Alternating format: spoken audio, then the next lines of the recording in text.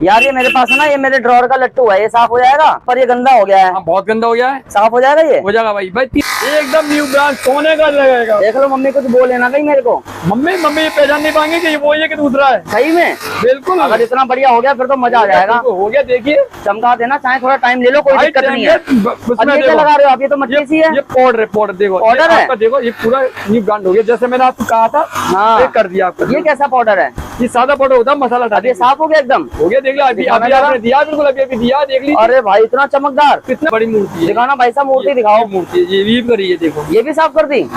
ये भी करिए। अरे भाई साहब क्या मूर्ति है, कितनी सुंदर। किसकी मूर्ति है? ये राधा की, पीतल की। अरे श्री राधा रानी की है? एक बार सामने से दिखाओ मूर्ति को। देखो भाई।